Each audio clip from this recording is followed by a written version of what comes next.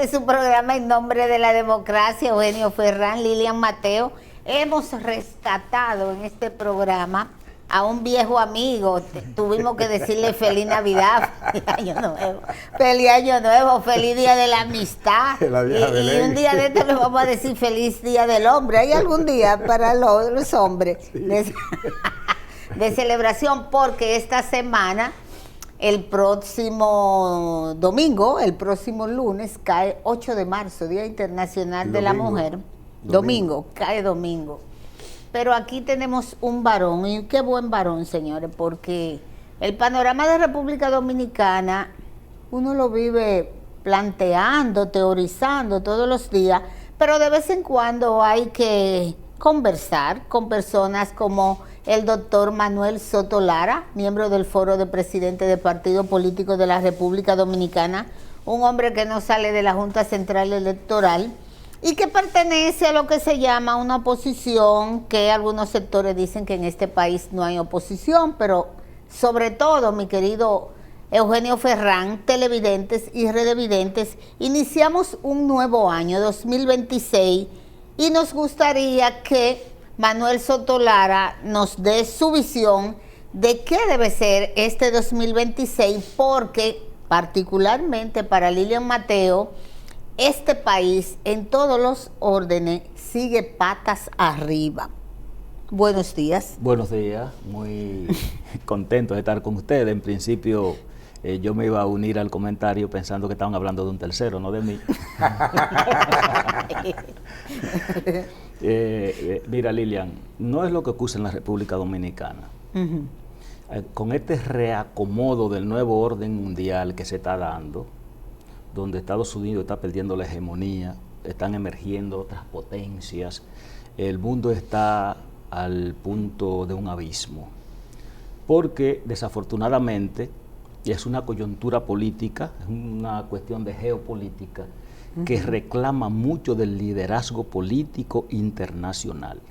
Y desafortunadamente el mundo hoy no está dirigido por una élite política lo suficientemente competente para sortear las dificultades que atraviesa la humanidad de cara a los retos internacionales, con los conflictos, en virtud de ese reacomodo donde surge Irán como potencia, surge China como potencia, surge la Unión Soviética como potencia, Estados Unidos se ve ahorillado a un lado y quiere luchar por su hegemonía, pero sale tarde al ruedo cuando ya ellos tienen mucho terreno y tienen la humanidad al punto de un desastre que pudiera costarnos en el contexto de una conflagración atómica la vida de millones de personas. En esa situación, en ese estado de cosas, la República Dominicana es un país que no tiene mucha incidencia en el ámbito internacional, pero las consecuencias de esa crisis que se está viviendo internacionalmente nos afecta necesariamente. Ahora mismo Irán está bombardeando los barcos en el estrecho de Hormuz, por donde sale el 32% del crudo y el gas que consume la humanidad, lo que implica que de $60 que estaba el barril de petróleo está llegando a 80 ya en apenas una semana. Eso se va a expresar en un aumento en los costos del combustible, eso se va a expresar en crisis. Ahora mismo se avisora un aumento en lo que es el índice de interés de los bancos, o sea que no es la República Dominicana. Si lo ponemos en el contexto general, los momentos que vivimos no son halagüeños para la humanidad. Ojalá que el liderazgo político internacional, Estados Unidos, las élites europeas, se pongan a la altura de la circunstancia muy peligrosa que vive el mundo ahora.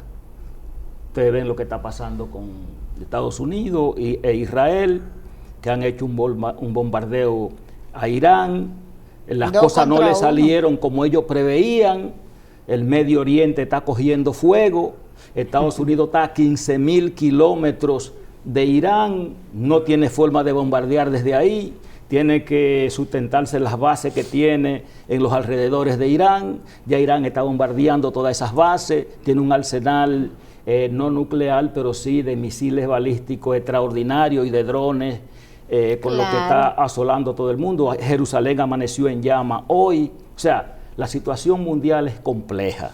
Y en ese mundo complejo, la República Dominicana, por suerte, no tiene una influencia directa, porque el papel de la República Dominicana en ese reacomodo que se está dando no es de vanguardia, es tranquilo, pero la influencia la tenemos. Eso sumado a los problemas normales de nosotros los dominicanos, el legado por una clase política que no tiene tanto compromiso con el pueblo, que sirve de sus propios intereses y de lo de su partido y sus adeptos una vez llegan al poder, porque tenemos que decir que la clase política, la clase gobernante en la República Dominicana es una sola, solo que se divide en diferentes partidos políticos. Por eso tú ves que cuando hay cambio de gobierno no cambia la corrupción, seguimos lo mismo, porque la gente llega allí al poder con ansia de acumulación originaria de riqueza. El Estado es una fuente de acumulación originaria de riqueza en detrimento de las grandes mayorías que se sumen en la pobreza, en la falta de servicio, y hasta que no superemos eso, el país continuará de abismo en abismo. Y esto no es un asunto, Ferran, que tiene su etiqueta en un partido político. Pero ¿por qué tenemos que ser tan conformistas? Es la pregunta. No tenemos que ser conformistas, lo que tenemos que entender es el fenómeno. No hemos dicho que estamos de acuerdo con eso, estamos explicando la situación que tenemos. Ahora, eso es entenderlo, porque nos enseñan en filosofía que para resolver un problema hay dos condiciones fundamentales. Lo primero, que sea un problema, y lo segundo, que tú lo entiendas. Lo que estamos explicando el problema, no es que somos conformistas con eso, es que a partir de ahí es que tenemos que ser proactivos y plantear las soluciones que demanda la circunstancia. Y exigirle a nuestro liderazgo, ¿verdad?, un cambio de comportamiento de cara a lo que es el interés general, que está muy mal servido. Bueno, mira, Sotolaro, yo quisiera preguntarte a propósito de todo este reacomodo global que se está dando. Yo no quiero decir liderado, porque Trump no tiene condiciones ni calidad de líder, sino encabezado por Donald Trump y Benjamín Netanyahu. Para mí, dos locos que han puesto en peligro y van a seguir poniendo en peligro a la humanidad en función de sus propios intereses, porque a ellos no les interesa la vida, porque lo que ellos quieren hacer es guerra. El problema básico de esto, ¿cómo se entiende? Y te lo hago de pregunta, que todo eso lo hacen supuestamente en nombre de la democracia. Pero si tú observas, ¿en qué beneficia o perjudica a Estados Unidos la guerra con Irán? Ese es un problema de Israel. Lo que pasa es que Donald Trump llega al poder con grandes compromisos con ese lobby sionista que le están exigiendo y que tiene que cumplirle, porque el Estado profundo norteamericano, los banqueros, no son judíos. Las 16 principales empresas norteamericanas que inciden en esa economía, que financian proyectos electorales, que quitan y ponen gobierno, no son judíos. Pero yo recuerdo que el último diálogo, la última visita que hizo Donald Trump a Egipto, donde dio un discurso muy elocuente, él dijo una frase que no se me olvida. A partir de ahora, el mundo entero tiene que saber que nosotros seguimos siendo la primera potencia del mundo. Pero ese es su objetivo. Se ha convertido en un vaquero. Ha querido imponerlo por el poder de la fuerza. Entonces, ¿qué ha hecho? Ha usado su alfil en el Medio Oriente, que es Netanyahu. ¿Tú me entiendes? Que Israel, para provocar una guerra. ¿Qué pasa? Israel está en una franja de tierra muy pequeña. Israel tiene 16.000 kilómetros cuadrados, menos de la mitad de la República Dominicana. Y es en unas condiciones de existencia, como te digo, la parte más ancha de Israel mide 34 kilómetros, 134 kilómetros. Y la parte más larga como 450. O sea, es una franja lo que tiene Israel. Entonces, Netanyahu tiene metido en la cabeza hacerle el gran Israel. ¿A costa de qué? De una expansión. Por eso está peleando con todos los del entorno. Tiene problemas en el sur con el Líbano, tiene problemas por aquí. O sea, está enfrentando a todo el mundo. Ha masacrado a la franja de Gaza, que ha matado más de 70.000 personas. No, ahí acabaron con la población. Lo que es mujeres y niñas han asesinado. Pero la gente en la fila para recibir la comida que le llevan los organismos internacionales, le llega un bombazo. Ahí lo matan en la fila y nadie dice nada. Mira lo que hicieron ahora. Tanto que habla Trump de preservar la vida y su preocupación por los muertos en Ucrania. Ahí ametrallaron una escuela para niñas Y tenemos En Irán, 150 por ahí niñas que se la llevaron de un bombazo. Y eso no le duelen a nadie. Soto Lara, te lo voy a poner más cerca. Todavía no sabemos los muertos reales cuando entraron a Venezuela. Y ahora no sabemos los muertos reales ahí en México de esa lucha contra el narcotráfico que se ha llevado también a muchos civiles. Porque tienen el control, hay un control hegemónico de la comunicación. De la información. Tienen el control de las grandes cadenas. De hecho, han monopolizado. ¿Y cómo se monopoliza? La línea editorial se impone con el presupuesto. En Estados Unidos lo que están diciendo es, y lo que se entiende, y yo converso con personas allí, lo que interpreten del problema de Irán es que Estados Unidos, como especie de un dios, ha ido en defensa de una masacre que estaba cometiendo el ayatollah Ali Khamenei, que había matado 130,000 y que ellos han ido como los salvadores a defender ese pueblo. Eso es lo que están vendiendo allí, cuando lo cierto es que ahí se produjo un levantamiento que lo provocó, lo financió la CIA y el Mossad, utilizando a la red Stalin, y eso le sirvió de pretexto a Donald Trump para anunciar que iba a intervenir en defensa de esa gente. Y le dijo en más de una ocasión, está llegando la ayuda, o sea, sigan peleando, o sea, para mantenerle pretexto para intervenir. Luego sofocan la situación, los servicios de inteligencia descubren lo que montaron eso, lo que cobraron, a los amos internacionales a los que se habían vendido, los ejecutan, desaparece esas circunstancias, y Trump, que es un tipo descarado, que no guarda la forma, dice, no, nosotros vamos por el cambio del régimen, vamos a cambiar el régimen. Y mira lo que hacen, de que en un atraque preventivo, donde Estados Unidos no tenía ningún tipo de riesgo, bombardean en su casa al ayatollah Ali Khamenei. ¿Y a quién se llevan ahí? Ahí le mataron hasta la nieta, la descendencia, a la hija, a todos. A todos los una mataron. Familia completa. Y existe la total impunidad, porque Estados Unidos cambió lo que es el derecho internacional, que era un derecho consensuado para regir el mundo, por lo que ellos definieron un mundo en reglas. Pero las reglas eran la que unilateral y medalaganariamente imponía Estados Unidos. Pero estos acontecimientos internacionales realmente no muestran de que organismos como la ONU, como la OEA, como otros organismos europeos que siempre planteaban su posición frente a ataques así, nadie dice nada. Bueno, hay dos razones. La primera es que esos fueron organismos que fueron creados por un sector, porque estaba dividido en dos el mundo. Los que encabeza Estados Unidos, que postulan una supuesta democracia, en contra de la Unión Soviética, China e Irán, que son los regímenes autárquicos, que lo llamaban el eje del mar. Y esos organismos se hicieron para unificar fuerza y recursos, para crear como una especie de sindicato de Estado para marginar a esa gente y confrontarlo. Por eso Trump pidió muchas veces entrar a la OTAN y no se lo permitieron. Putin, porque si Putin entraba a la OTAN ya había que desaparecerla, no tenía sentido, porque eso lo tenían para eso.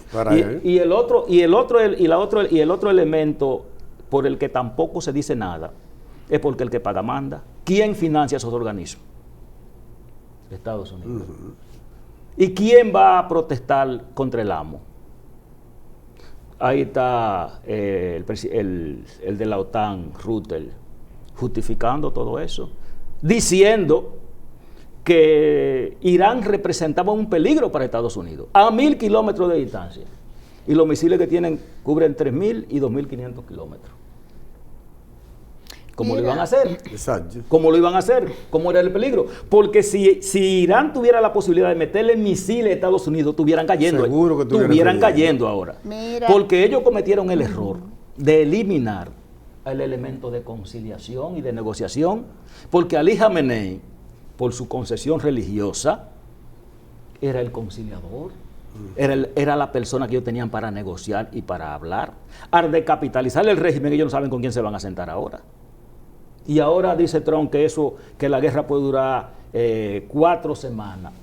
Y después que usted da una galleta en una fiesta, usted controla ese pleito. ¿Usted cree que es verdad que la va a Es meter verdad que en usted después controla ese pleito. Después que armar un pleito es fácil, pero después que el pleito se armó, usted, el que lo armó, tiene el control de cuándo termina. No, pero aterrizando aquí en República Dominicana, esta mañana escuchaba a un experto en geopolítica sugerirle al gobierno que tomara medidas, sobre todo de reserva de combustible. Pero lógico, debería hacerlo porque ya yo te hablaba del cierre del estrecho de Hormuz, por donde pasa el 32% del gas y del crudo diario, petróleo. Y eso ya lo está cerrando Irán. Mira, esta mañana bombardearon los depósitos de combustible en Qatar. Irán está bombardeando todos los yacimientos de petróleo que tiene ubicado y va a seguir haciéndolo porque Irán tiene un gran arsenal misilístico. Lo que ellos no tenían era dónde disparar, pero están trabajando con la inteligencia rusa y con la China. Esa gente le están dando la coordenada y por eso ellos están barriendo todo. O sea, la tendencia es que el barril de petróleo, que hace unos días estaba a 60 y que ya va por 80 y tanto, puede llegar a $200 el barril y hasta 300. Aquí ponernos a hacer filita de nuevo. Por eso es oportuno y yo te voy a decir una cosa, que esa recomendación que hace ese experto está en la mente de todos los gobernantes que tengan sentido común, porque ellos saben a lo que se pone la humanidad, a una crisis de combustible a nivel global, porque se están atacando. Excepto Estados Unidos, que tiene todos los barriles a su disposición de Venezuela. Ahí va a haber problemas. No, porque tenemos que ir dime, a una Sotolara, pausa. del papel que podría jugar y lo que podría significar la entrada en acción a favor de Irán de los hutíes de África. Bueno, no, es que ya entraron, ya los hutíes entraron, porque es que recuérdate que esos son grupos financiados por Irán. Y esa gente fueron los que se mantuvieron bombardeando a Israel en la Franja de Gaza. Los hutíes, los jebedíes, el mismo Hamas es un grupo que lo financia Irán. Y como duraron tanto tiempo anunciando esta guerra, le dieron suficiente tiempo a Irán para prepararse. Por eso ahora ellos no pueden, por ejemplo, dinamitar un arsenal y dejar inhabilitado a Irán porque las armas están dispersas.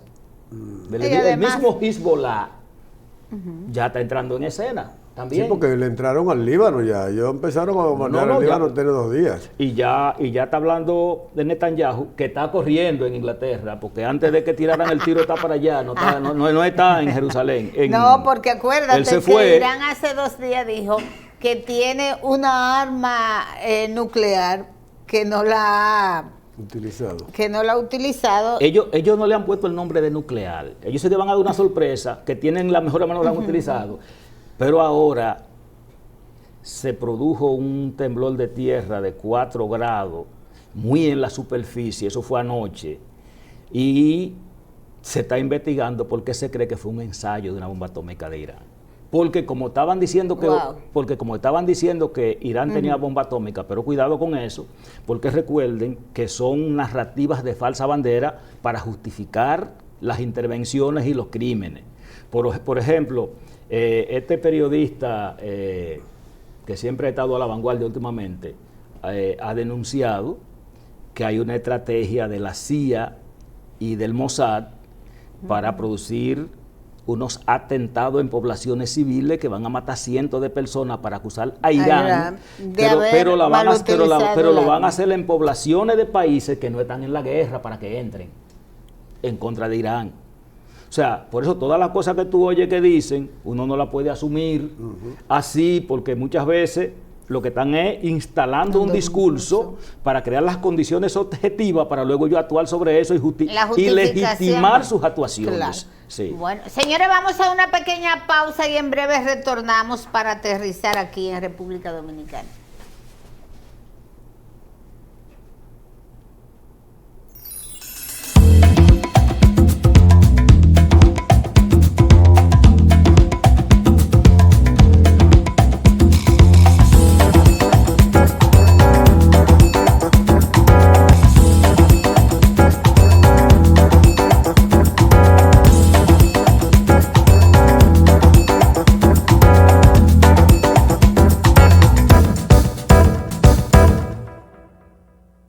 Continuamos con su programa En Nombre de la Democracia, Eugenio Ferrán, Lilian Mateo y nuestro invitado, el abogado Manuel Soto Lara. Y yo quiero que presentarle no solo a ustedes, sino a Manuel, un video de una campaña que vamos a iniciar en República Dominicana y que la protagoniza nuestro querido Big Papi David Ortiz. Veamos. Hola mi gente, le habla David Ortiz, su Big Papi, queriéndole mandar un mensaje muy directo a la ciudadanía con relación al tránsito. De cada 9 muertes por accidente de tránsito, 6 se relacionan con motores. Cada vez que sucede un accidente de tránsito, una persona queda huérfana, un familiar queda con dolor, y eso es lo que debemos de evitar. Recuerda que cada vez que te marchas de tu casa, deja a tu familia en espera. Vamos a cuidarnos nosotros y a cuidar a los demás. Pónganse su casco, tú y tu pasajero, pónganse su casco. Vamos a preservar la vida. Motorista, ponte el casco. La mejor jugada es la prevención. Doctor Lara, bienvenido a la realidad dominicana. Creo que la intención de David Ortiz y estos órganos es muy buena, pero también creo que no es solo de ponerse el casco, es la capacitación, es la formación, es la conducta de esos ciudadanos que no están, que se nos atraviesan las 24 horas del día cuando usted está en cualquier calle, en cualquier callejón de este país. Creo que no es suficiente que se pongan el casco. Creo que hay más de 5 millones ya de motoconchistas que están de manera informal, que todos tienen problemas, al igual que el problema que se vislumbró con muchos choferes de las guaguas voladoras. Tienen problemas de violencia, de consumo, y eso hay que enfrentarlo de otra forma. Mi querido Soto Lara, entramos, aunque a la Junta Central Electoral no le hagan caso, ya estamos en la puerta de lo que es el proselitismo interno de una campaña de cara al 2028. Y yo no me voy a cansar de preguntarle a todos los que considero dirigentes políticos vigentes, ¿y cómo es que van a hacer campaña? ¿Cómo van a conquistar a estos nuevos electores que tienen una vida económica que no depende absolutamente ni de un partido, ni mucho menos del gobierno? ¿Y cómo y qué hacen, ya que usted pertenece a lo que se llama FOPREDON, Foro de Presidentes de Partidos Políticos de la República Dominicana? ¿Cómo van a enfrentar esta desafección política que hay para hacer campaña en el 28? Realmente comprendo y entiendo que hay una desconexión total partido político con ciudadanía. Desarrolle usted el tema. En definitiva, ¿qué van a hacer para captar los nuevos votantes y además con ello disminuir la abstención electoral que está muy alto, en casi un 50%? ¿Tú crees que ustedes puedan lograr eso? Ustedes, las organizaciones políticas, obviamente. ¿Y qué importancia tiene que vayan 20 o que vayan 40 a votar? ¿Tú quieres decirme que las elecciones se legitiman con dinero o con una urna? No, con la victoria. Usted lo que vaya a ganar las elecciones. La cantidad de votos, lo que vaya, no importa. Eso no es un problema que le preocupa a la clase política. Aquí se manejan por la encuesta. Van a votar 40 gente. ¿Cuántos votos yo tengo? ¿Me alcanzan? Eso alcanza y ya. Está bien, pero a mí sí me preocupa, Soto Lara, que me descuenten para darle a organizaciones políticas que no están haciendo ningún trabajo en favor de la democracia de este país. Bueno, ya ese es otro tema. Ya tú caíste en lo que es la financiación de los partidos políticos con fondos públicos. Mira, la financiación de los partidos políticos no surge aquí. Surge en Inglaterra y luego se expande por Europa. Lo inspiró un noble propósito. ¿Qué se quería? Se quería que los partidos políticos no tuvieran que acceder a fuentes de financiación mediante la cual los gobiernos, los cargos, terminaran vendidos antes de elegirse. Porque como el que paga manda, el que financia campañas electorales, luego es el dueño del gobierno, se le quiso devolver los gobiernos a la sociedad, a los electores. Y como hay un principio elemental que establece que el que paga manda, le dijeron, bueno, paguen ustedes las elecciones para que el gobierno sea suyo. Ahora, ahí surgió otro problema, Lilian. ¿Cuál problema surge? ¿Cómo evitar que se generase una forma parasitaria de hacer política? Que esa financiación pública se convirtiera en mecanismo de que muchos medracen a la sombra de la financiación de manera parasitaria. ¿Cómo manejar eso? Entonces ahí surge un criterio. ¿Cuánto representa? Tanto te doy. ¿Qué niveles de representación se usa? Bueno, en algunos países la cantidad de escaños. ¿Cuántos representantes obtuviste? En esa proporción te doy fondo. En otros países, como la República Dominicana, se hace en función de los votos válidos obtenidos en las urnas, para hacer una distribución proporcional a la representación, al rendimiento de los partidos, con el propósito de estimular que el partido que recibe fondos públicos, ¿verdad?, trabaje para representar, que no medre a la sombra del presupuesto de manera parasitaria y que así legitime esos fondos.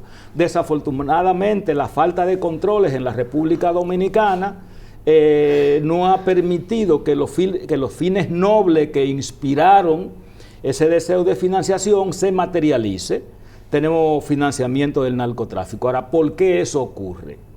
Eso ocurre, Lilian, Ferran, porque hay que convertir con un gobierno que tiene mucho fondo, y como no hay controles de los gobiernos en el uso de los recursos públicos, y tenemos un electorado totalmente clientelar, que es la obra de nosotros, no podemos lavarnos la mano como Pilato.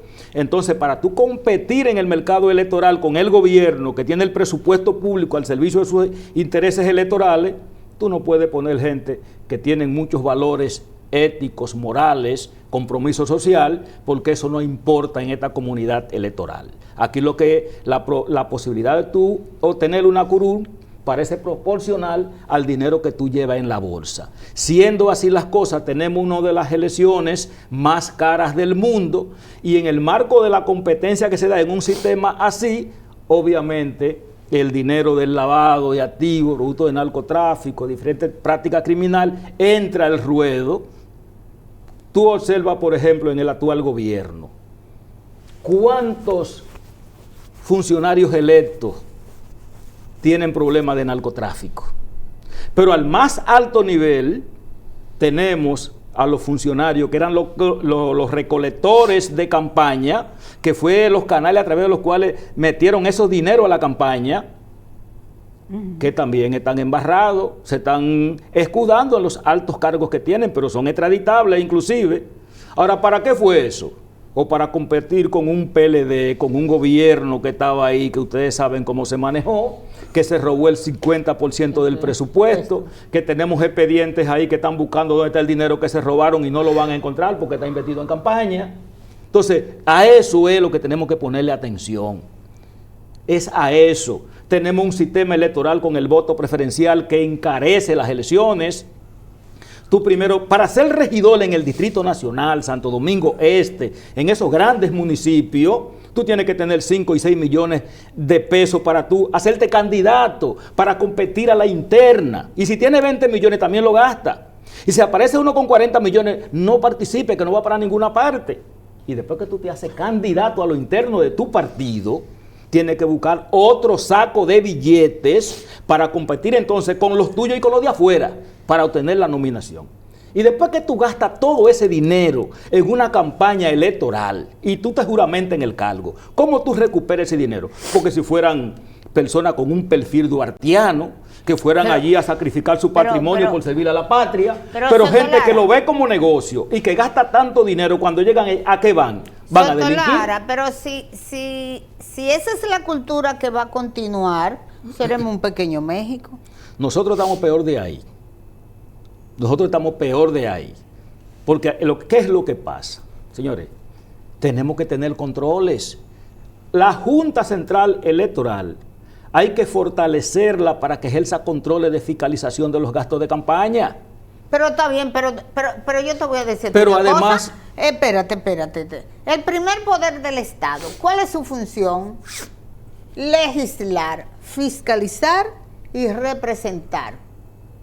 ¿Cuándo vamos entonces a comenzar a reclamarle a esos legisladores, a ese primer poder del Estado que fiscalice? Vamos a comenzar primero viendo cuál es el perfil de los ciudadanos dominicanos que integran ese poder. Porque ese voto preferencial que le quitó al liderazgo de los partidos políticos la facultad de postular, de hacer la lista, que se satanizó, la dedocracia, la que sé yo qué, recuerden, abrió un espacio ahora para que quienes lleguen al poder. Tenemos el Congreso lleno de riferos, tenemos el Congreso lleno de narcos. Entonces es el primer poder del Estado. Tenemos un voto preferencial que nos sirve, pero ellos saben que como ese sistema favorece al que tiene dinero y ellos son los ricos, ¿lo van a cambiar? Tenemos secuestrado el Congreso por un grupo de delincuentes con dinero que no cambian ese método de voto preferencial. Pero nadie porque toca. Con eso, Soto. ¿Quién toca el poder? Maravillosa pregunta. ¿Quién toca el poder? Entonces, ellos son los que tienen el poder. Entonces, desde ese punto de vista de no cuestionamiento. No, hay cuestionamiento. La Junta Central Electoral públicamente ha dicho que no está de acuerdo con el voto preferencial. ¿Tú sabes lo que es ahora elegir a los regidores con el voto preferencial? ¿Tú te imaginas contar esos votos? Pero peor aún, eso no es un retroceso. Pero oye esto, van a hacer las elecciones con un voto preferencial para elegir hasta los regidores. Y te doy un dato. Lo van a contar a mano porque ahora se han inventado los genios de la política, siguiendo la orientación de Leonel Fernández, que tiene ahora una obsesión en contra de la tecnología, porque como le hicieron un fraude en su partido y le robaron las elecciones, porque las urnas se las mantuvieron abiertas hasta las 3 de la mañana metiéndole voto en el sur para meterle al penco como candidato, que por eso se fue y puso su partido. Entonces ha satanizado el sistema electrónico de voto, Leonel, y le han caído atrás un grupo de partidos aliados y esa cosa. Y a la Junta Central Electoral nos llevan a nosotros los delegados, ¿sabe a qué? Ajá. A convencernos de que la tramposa es la tecnología. Pero por Dios. Son los hombres y mujeres que participan en la gestión y administración del sistema electoral, son angelitos. Como que la historia electoral dominicana, asignada por todos los fraudes del mundo, no la han hecho los hombres y mujeres dominicanos que van a los colegios electorales, que van a los recintos electorales, que van a los cargos electorales, que van a las juntas electorales municipales, que van a la Junta Central Electoral, que van a la Dirección de Elecciones, que van a la elección, porque ahí está la historia escrita. Entonces, de acuerdo a todo eso planteamiento tuyo, la figura independiente se va a quedar en un sueño. Es que eso es otro problema. No, hay que regular el concepto de independiente, porque independiente es que todo el que quiera se inscriba. Y la Junta Central Electoral está en capacidad de manejar una boleta donde 15.000 dijeron que van a ser diputados en una circunscripción. Pero ¿quién diablo puede administrar un proceso así? Sotolara, ahora lo que cabe preguntarte es, tú que perteneces al FOPREDON, Foro de Presidentes de Partidos Políticos. Foro de Partidos Políticos. RD. Entonces, ¿cuándo van a comenzar esa modificación a la ley electoral? Porque eso está ahí. Esa modificación tiene que hacerle ese Congreso que tiene la ley secuestrada para ellos perpetuarse en el poder con su dinero. Esos riferos, esos narcos, eso escapó al control de los partidos políticos, eso está secuestrado. Ese voto preferencial aquí nadie lo va a quitar porque hay que quitarlo en contra de quienes tienen que quitarlo, que es ese Congreso, que es beneficiario de esa podredumbre. Entonces, cuando Balaguer hacía la lista, por ejemplo, escúchame Ferran, que se acusaba de la democracia, cuando la hacía Juan Bosch, cuando la hacía Peña Gómez, compara la calidad de la representación de esa época y ahora, como tú, por ejemplo, y eso fue un ejemplo que lo discutíamos en la Junta, cómo llevamos en este mundo globalizado, complejo, en una geopolítica internacional difícil, cómo tú llevas técnico al Congreso. ¿Cómo tú llevas especialistas? ¿Cómo tú lo llevas? Porque con el mecanismo que hay de elección, no hay forma de que pasen. Antes tú le inscribías. Por eso Peña Gómez inscribía a Marcio Mejía Rical en esa lista. Claro, Hugo Tolentino. ¿Qué pasen ahora? Sotolara, pero entonces los ciudadanos estamos pagando impuestos para financiar unas elecciones que no tienen ningún sentido de legitimidad ni de legalidad, porque además de la alta nivel de abstención, como tú dices, está copado por el narcotráfico. Y riferos. Eso es así. Entonces ese es un Congreso que está secuestrado por esa gente. Hay que hacer reforma, pero la reforma habría que hacerla en contra de los intereses de esa gente. Bueno, ¿Y cuál es el perfil de esa gente? ¿De dónde vienen? Óyeme, ¿Son académicos? Ahí es que ¿Tienen algo que perder? ¿Tienen vergüenza siquiera? Soto, ahí es que se les retuerce el rabo a la vaca. puerca. Vamos a una pequeña pausa y en breve venimos con las conclusiones del 2026 y sus prioridades.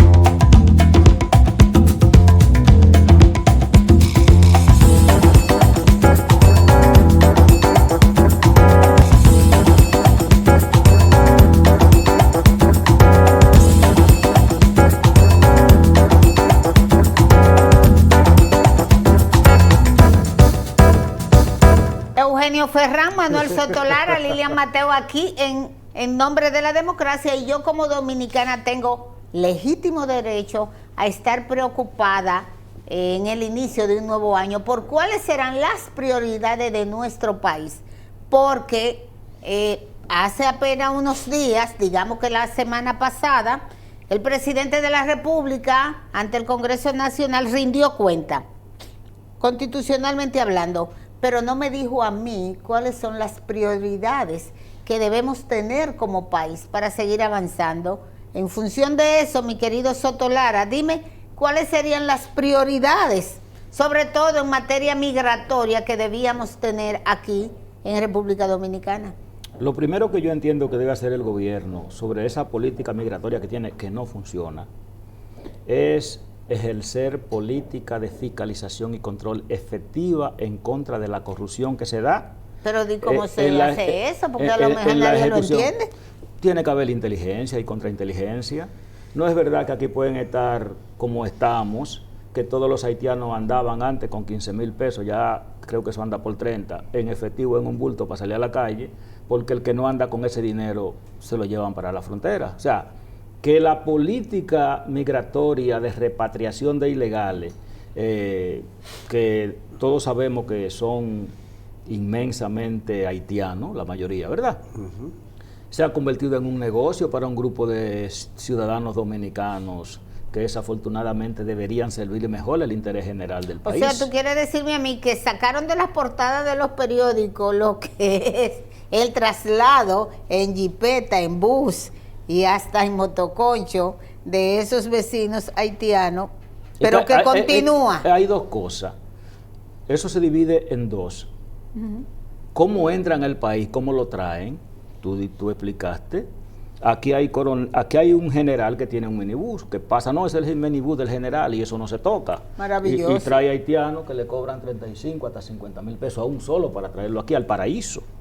¿Tú me entiendes? Entonces, hay que ejercer controles efectivos para controlar esa migración de haitianos hacia acá.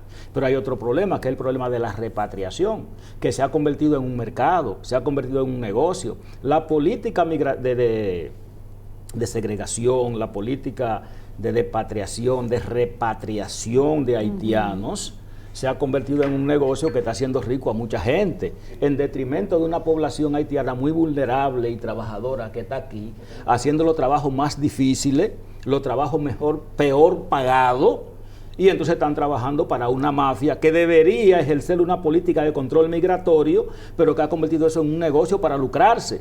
Y eso no solamente se queda abajo, porque eso se hace en connivencia con muchos funcionarios y jefes militares que están en lugares en una jerarquía más alta. Entonces, esas mafias tenemos que desmantelarlas para ejercer una política transparente de control migratorio en la República Dominicana.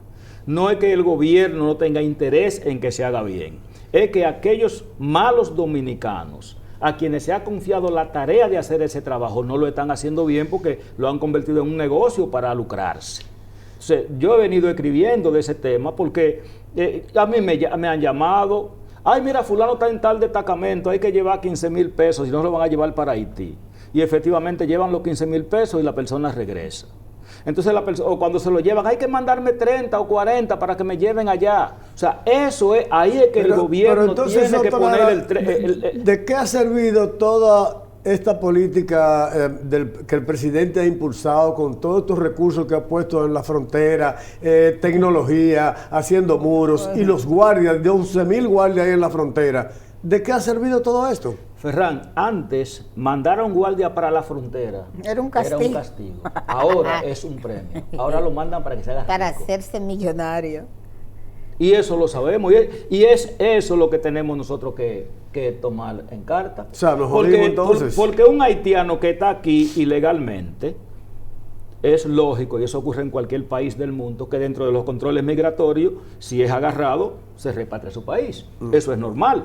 Ahora, que haya redada de recolección de dinero en contra de esos nacionales haitianos que están ilegales en el país, donde el que no tiene dinero se queda, el que tiene dinero se queda, y el que no tiene dinero se va no porque está ilegal, sino porque no tenía dinero, es una desnaturalización de una política que, si bien concebida por el Ejecutivo con el mejor propósito, no se está ejecutando así en la práctica por aquello a quienes se ha confiado esa noble tarea de defender la soberanía, de defender esta patria de Entonces, los dominicanos. en conclusión, tu consejo al presidente, que es el único que resuelve en este país. Tiene que ejercer política de control migratoria, pero fiscalizando a los ejecutores. Tiene que haber inteligencia y contrainteligencia, porque el país entero sabe que aquí lo que hay es un saqueo indiscriminado en contra de los haitianos ilegales, y parece que los únicos que no lo saben es el gobierno y las autoridades. ¿Tú me entiendes? Entonces, ellos tienen que sincerizar, transparentar, evitar que lo que ellos quieren hacer con las manos, un grupo, que no es un grupito, un grupo, ¿verdad? Por el afán de enriquecerse, se lo dañe, como en efecto está ocurriendo, que se lo está dañando. Bueno, el presidente Luis Abinader tiene 5 años con una frase en cada discurso: transparencia, pero parece que los funcionarios del gobierno definitivamente borraron, no solo de su psiqui, sino de sus programas de funcionario público, el ejercicio de la transparencia. Manuel Sotolara, gracias. Tal vez no sean todos. Tal vez no sean todos. Pero por lo visto parece que no todos siguen ese ideal de transparencia del presidente de la República. Sí. Señores, gracias por haber estado en este programa En Nombre de la Democracia.